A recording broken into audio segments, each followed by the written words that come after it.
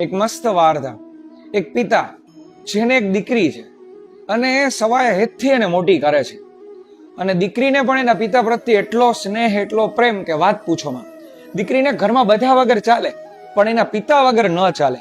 જ્યાં સુધી એના પપ્પા ઘરે ન આવે ત્યાં સુધી એ જમે પણ નહીં.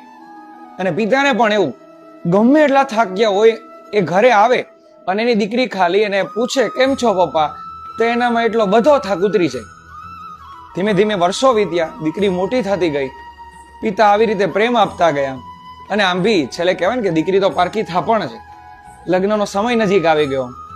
વિદાય વેળાએ દીકરી પિતાને ગળે વળગી અને ધ્રુસકે ધ્રુસકે રડવા લાગી અને પિતા પણ ગળગળા થઈ ગયા અને એને પણ રડવું આવી ગયું અને પોતાની દીકરીને કહે છે કે અડધી રાત્રે પણ મને ફોન કરજે, તારે કાંઈ પણ કામ હોય ને તો ચિંતા ન કરતો, તારો બાપ હજી જીવે છે, તું કાંઈ ઉપાધિ ન કરતી.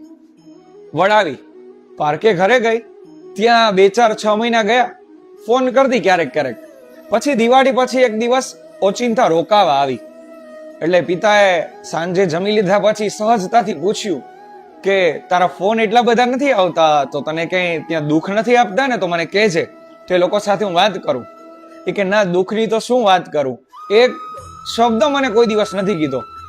મારા સાસુ સસરા છે એ મને વહુની જેમની દીકરીની જેમ રાખે. કદાચ મારે ઉઠવા મોડું થયું હોય ને તોય મને કઈ નથી કહેતા, અને જમવામાં પણ કઈ મારી રસોઈમાં મિસ્ટેક હોય તો મને એમ ન કે આ કેમ આવું બનાવ્યું, ઉલટાની મને મદદ કરે.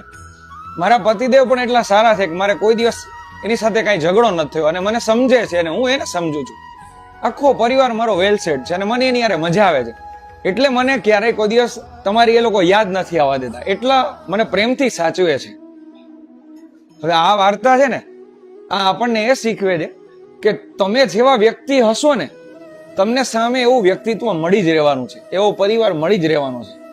અને ઘણા એવા દાખલા છે અને ઘણા એવા ઉદાહરણ છે આવા સમયમાં પણ, એટલે આવું થઈ શકે છે.